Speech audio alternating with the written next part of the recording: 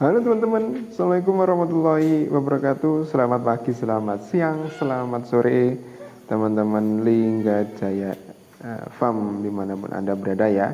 Terima kasih sudah klik video ini. Saya doakan yang klik video ini mendapatkan rezeki yang melimpah, dimudahkan urusannya, dan tentunya mudah-mudahan ternak teman-teman semuanya ataupun usaha teman-teman semuanya bisa lancar dan ternaknya babar mendangkar seperti yang kita inginkan. Amin ya robbal alamin. Oke teman-teman, sebelum lanjut ya, mohon keikhlasannya klik tombol subscribe dan aktifkan notifikasinya teman-teman ya. Oke, nih teman-teman, saya mau ngasih tip peluang usaha ya, peluang usaha di desa tentunya. Buat teman-teman mungkin yang rumahnya di desa, jangan khawatir kalau kita bingung pekerjaan ya. Ini tip biar kita mempunyai pekerjaan ataupun ini salah satu peluang usaha untuk teman-teman yang mungkin tinggalnya di desa ya. Pokoknya jangan kalah, tetap semangat. Kita harus pinter-pinter mencari peluang usaha yang mana bisa kita kembangkan di desa teman-teman ya.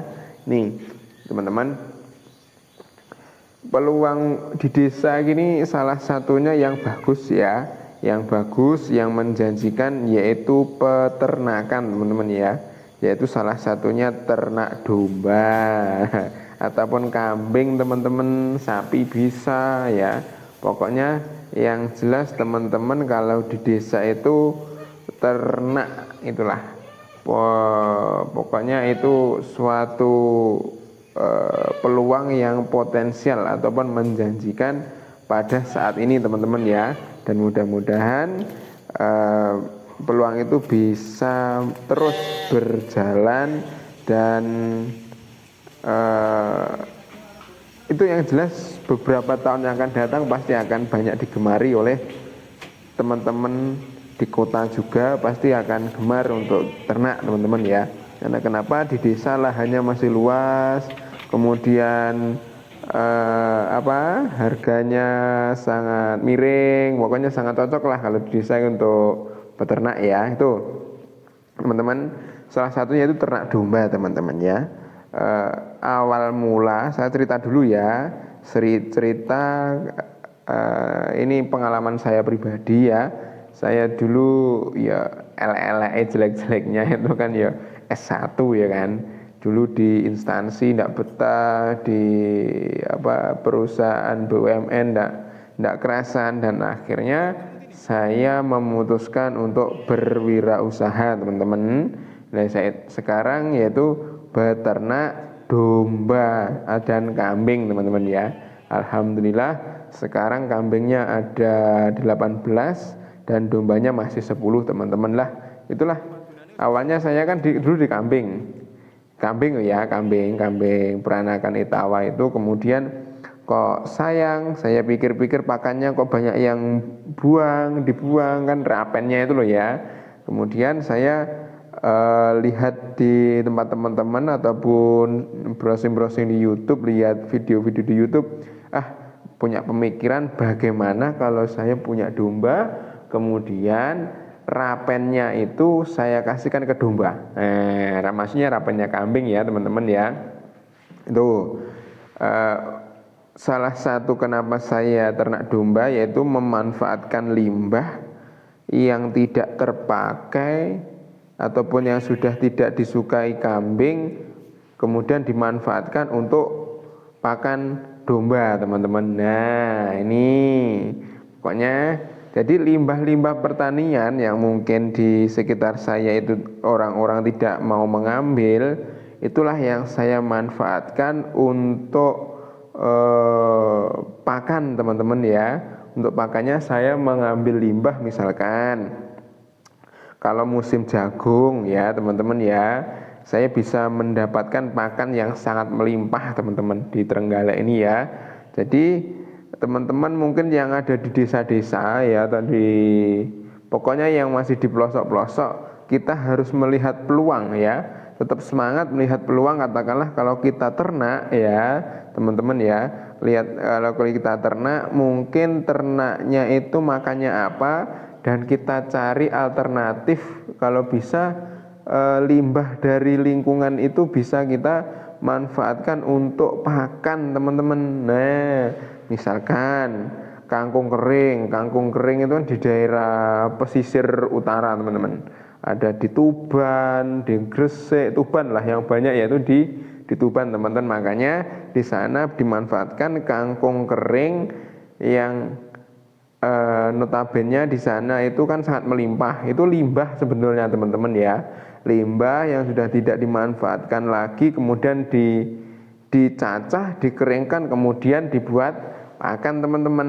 Nah, itu kalau di daerah sana seperti itu. Nah, beda lagi kalau di daerah saya, kalau saya membeli kangkung kering teman-teman ya, itu pasti kos pakannya sangat naik teman-teman. Dan padahal kalau kita ternak itu ya teman-teman ya, kalau untuk mendapatkan hasil yang perlu dihitung ataupun pengeluaran yang paling banyak yaitu dipakan teman-teman ya.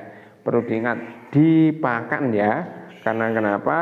Karena pakannya itu setiap hari harus dikasihkan teman-teman. Nah, kalau kita sebagai peternaknya itu makan peternaknya, orangnya itu beli, kemudian pakan kambingnya beli, saya tidak bisa membayangkan teman-teman ya. Hasilnya itu pasti akan ketika ternaknya dijual, meskipun harganya satu kali lipat atau 2 kali lipat dari harga awal, lah pakane lo tuku lo ya. Kalau bisa pakannya jangan beli teman-teman ya. Nah, kita sudah biasa lihat di video-video teman-teman itu atau di channel-channel sebelah ya, kalau kita membuat pakan yang komposisinya ataupun nutrisinya bagus, kemudian bahannya mahal, itu banyak yang bisa teman-teman ya, akeh tunggale. Itu kalau kita membeli itu bagus ya, pakannya itu bagus, tapi perlu diingat kalau kita membeli pakan yang mahal, meskipun dengan kos pakan itu minim, masa katakanlah yang 3.000, itu ya tetap uang loh ya. Katakanlah 1 kintal itu juga dapat 300.000. Padahal ketika kita jual dombanya ataupun kambingnya itu tidak sampai segitu teman-teman. Nah, kita harus pintar ya, katakanlah manajemen ataupun pencatatan. Katakanlah saya beli domba segini, kemudian pakan segini, jadi dikalikan berapa bulan ataupun berapa tahun, hasilnya kok segini. Itu harus teman-teman hitung ya teman-teman ya. Meskipun teman-teman itu hobi, kalau bisa hobinya itu dibukukan teman-teman ya. Maksudnya dicatat pengeluarannya, pokoknya ditulislah semuanya, pengeluaran, pemasukan, dan hasilnya berapa dihitung, biar kita tahu selama kita beternak itu mendapatkan apa teman-teman ya. Jangan cuma hobi.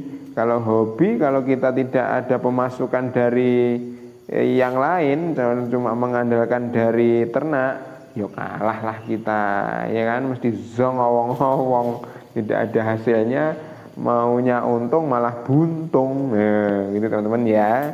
Oke teman-teman, jadi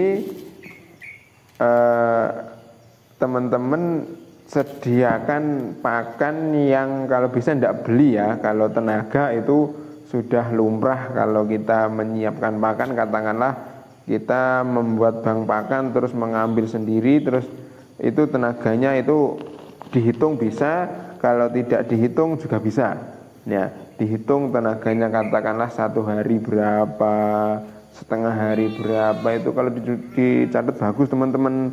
Tapi kalau saya ya kan, kalau saya untuk mengambil pakan di lahan ataupun di bank pakan saya, itu saya anggap olahraga. Itu olahraga teman-teman. Karena kenapa? Olahraga itu mahal ya. mahal. Pokoknya kalau kita hitung tengok-tengok itu pasti tidak akan sehat teman-teman. Padahal yang ketika kita beternak yang membuat kita sehat yaitu kita mengeluarkan keringat itu loh teman-teman ya. Nah kalau kita sudah mengeluarkan keringat pasti kita sehat. Kalau kita sehat dan ternaknya pasti juga sehat. Oke teman-teman.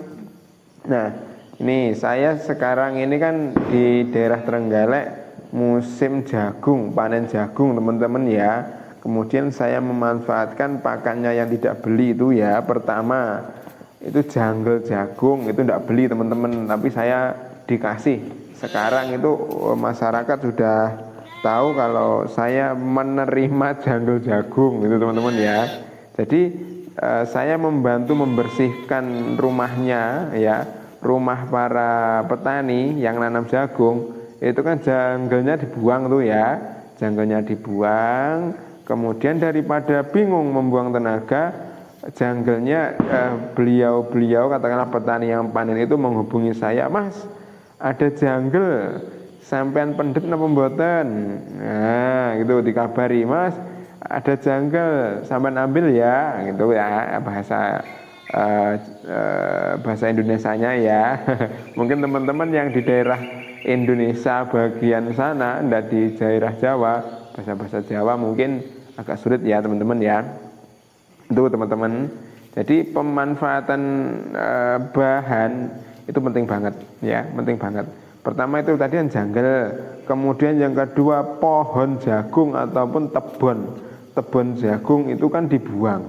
Jadi saya manfaatkan untuk pakan teman-teman. Nah, kayak kembali lagi kalau di Tuban itu kan banyak kangkung, kalau di Trenggalek di tempat saya banyak pohon jagung itu teman-teman.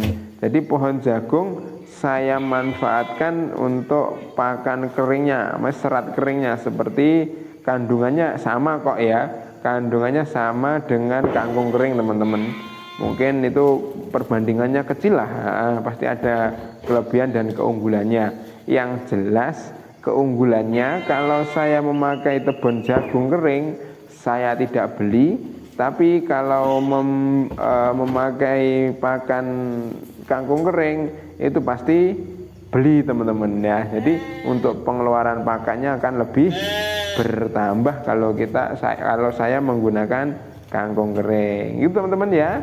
Mungkin mudah-mudahan video ini bisa bermanfaat, bisa memotivasi teman-teman semuanya, terutama untuk teman-teman yang ada di desa ataupun di pinggiran ataupun di kota, kemudian mau investasi di desa bisa teman-teman ya. Karena desa tak lahannya masih murah. Oke, terima kasih.